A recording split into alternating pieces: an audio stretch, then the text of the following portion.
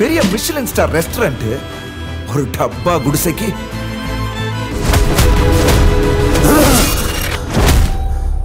তামিল অভিনেতা দানুশ তার বহুমুখী অভিনয়ের জন্য পরিচিত এবং তিনি একজন প্রতিভাবান পরিচালক। বর্তমানে তার পরিচালনায় ইডলি কড়াই সিনেমাটি 1 অক্টোবর মুক্তি পেয়েছে। মনে হচ্ছে সিনেমাটি বাস্তব জীবনের ঘটনা অবলম্বনে নির্মিত এবং সিনেমাটি বিখ্যাত শেফ মাদামপট্টি অঙ্গরাজের জীবনের অবলম্বনে নির্মিত। আমরা এই ভিডিওতে সিনেমাটি রিভিউ করব। চলুন তাহলে শুরু করা যাক। সিনেমাটির গল্প হচ্ছে শিবকেশ বুড়ো শঙ্করমপুরে একটি ছোট ইডলির দোকান চালায় এবং সেটা তার কাছে পুরো পৃথিবী। তবে তার একমাত্র ছেলে মুরলি একটি বিলাসবহুল জীবনের স্বপ্ন দেখে।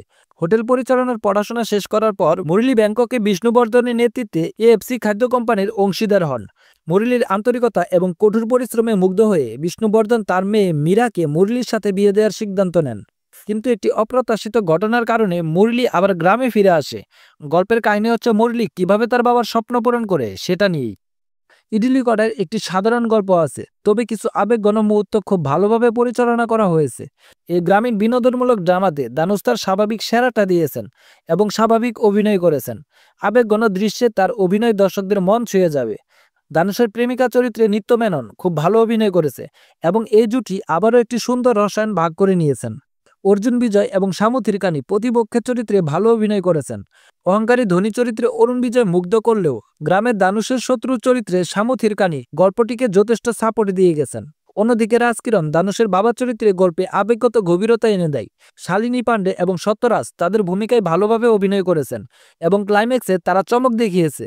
অন্যদিকে পার্থিবানও খুব ভালো অভিনয় করেছেন। দানুশ আগেই বারবার বলে এসেছেন ইডলি কড়াইয়ের গল্পটি খুব সহজ, তবে তার আবেগগত মুহূর্তগুলির ওপর বেশি নির্ভরশীল। যারা একটি কঠিন গল্প আশা করেন তারা হতাশ হতে পারেন, কারণ গল্পটি বেশিরভাগ ক্ষেত্রেই প্রত্যাশিতভাবে এগিয়ে যায়। প্রথমধ্যে ভালো মুহূর্ত থাকলেও দ্বিতীয় অর্ধ থেকে সিনেমাটির গতি কমে যায়।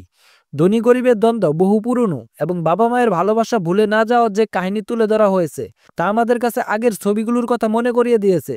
তাই অনেক ক্ষেত্রে মনে হবে কাহিনীটি পুরনো, যাতে নতুন কিছু নেই। জিবি প্রকাশের গানগুলো খুব চমৎকার ছিল। তার ব্যাকগ্রাউন্ড মিউজিক আবেগগত মুহূর্তগুলিতে একটি মনোরম অনুভূতি নিয়ে আসে। গ্রামাঞ্চলের দৃশ্যগুলো এবং অ্যাকশন সিকোয়েন্সগুলো খুব সুন্দরভাবে চিত্রায়িত করেছেন। সবশেষে ইডলি কড়াই একটি ধীরগতির পারিবারিক বিনোদনমূলক সিনেমা। প্রথমধ্যে আবেগগত দৃশ্যগুলো কাজ করে, তবে দ্বিতীয় অর্ধটি একটি সাধারণ নায়ক খলনায়ক দ্বন্দ্বের মধ্যে পড়ে যায়, যা সিনেমাটির গতি কমিয়ে দেয়। দানুশ এবং অন্যান্য অভিনেতা ভালো অভিনয় করেছেন। পরিচিত গল্প এবং হতাশাজনক দ্বিতীয় অর্ধ সহ ইডলি কড়াই একটি দেখার মতো পারিবারিক ড্রামা সিনেমা। এই সিনেমাটির জন্য আমাদের রেটিং হচ্ছে 2.5 আউট অফ 5।